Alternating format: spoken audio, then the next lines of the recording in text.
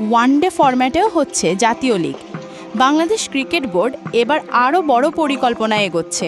শুধু টি-20 নয়, জাতীয় ক্রিকেট লিগে যুক্ত হচ্ছে ওয়ানডে ফরম্যাটও, এমনটাই জানিয়েছেন বিসিবির সভাপতি আমিনুল ইসলাম বুলবুল। তিনি জানান, এই ওয়ানডে টুর্নামেন্ট লিস্ট এ মর্যাদা পাবে এবং বিভাগীয় দলগুলো এতে অংশ নেবে। রাজধানীর 5 তারকা হোটেলে এনসিএল টি-20-র দ্বিতীয় আসরের উদ্বোধনে এই ঘোষণা দেন বিসিবি সভাপতি। এই সময় উপস্থিত ছিলেন বোর্ডের শীর্ষ কর্তারা, সাবেক অধিনায়ক এবং দলগুলোর প্রতিনিধি।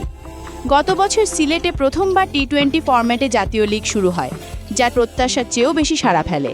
সেই ধারাবাহিকতায় 14 সেপ্টেম্বর থেকে শুরু হচ্ছে দ্বিতীয় আসর, যেখানে নতুন করে যুক্ত হয়েছে আরও 2টি ভেন্যু। টুর্নামেন্ট কমিটির চেয়ারম্যান আকরাম খান জানিয়েছেন, খুদে ক্রিকেটারদের জন্য প্রতিটি ম্যাচে 200 থেকে 300টি বিনামূল্যে টিকিট দেওয়া হবে, যেন তারা সরাসরি মাঠে বসে খেলা উপভোগ করতে পারে। 4 দিনের লাল বল দিয়ে শুরু হওয়া এনসিএল এখন টি-20-র পাশাপাশি ওয়ানডেতেও রঙিন হতে যাচ্ছে। ঘরোয়া ক্রিকেটকে নতুন মাত্রা দিতে বিসিবির এই উদ্যোগ কতটা সফল হবে, এখন সেটাই দেখার বিষয়।